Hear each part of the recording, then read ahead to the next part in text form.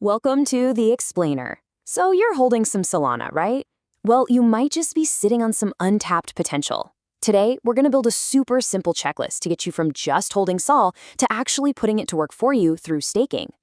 Okay, let's just dive right in. The big question is, are you ready to make your SOL start working for you? Earning that passive income. If the answer is yes, then stick around, because this checklist is exactly what you need. All right, before we jump into the how-to, let's talk for a second about the why. What's the whole point? It's pretty simple, really. The big idea is to grow your crypto stash just by helping secure the network. Okay, first things first. Step one, this is the absolute most important part, and it's all about getting the right tool for the job. We're talking about your wallet.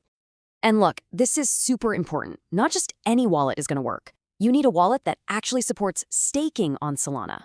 That's the key. It has to have that feature built right in. So you might be wondering which one. Well, for a lot of people, the top pick is Phantom. It's known as the go-to hot wallet for Solana, and for good reason. It's super easy to use if you're just starting out, which is a huge plus.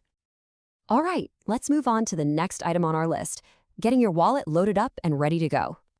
Now, this is something you've got to pay attention to. You actually need Sol in your wallet for two different things. First, obviously, you need the Sol you're actually going to stake. But, and this is the part people forget, you also need to keep a little extra on the side just to cover those small network fees. Seriously, don't skip this. Okay, your wallet's ready, it's got funds in it. Now comes the big decision. Your next job is to figure out who you're going to delegate your SOL to. This is a biggie. This is where you do a little homework. You're basically looking for a partner you can trust. You want someone who's reputable, right? Someone with high uptime, which just means they're always online so you don't miss out on rewards. And hey, it's also a good idea to pick someone who's helping to keep the network decentralized. That's good for everyone. Last but not least, before you go ahead and commit, you have to know the rules of the game. This is crucial. And here's the number one term you need to get familiar with: the unbonding period. What is it? Well, it's basically a cooldown period. It's the time you have to wait after you unstake before you can get your SOL back in your wallet.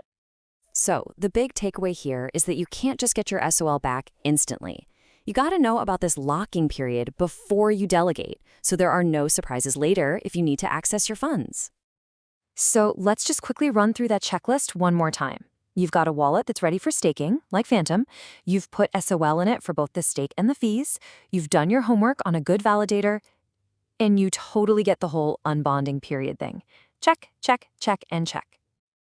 And that's it. We're at the end of our prep list. You are officially ready to go. So now, there's really only one question left to ask. Who are you going to delegate to?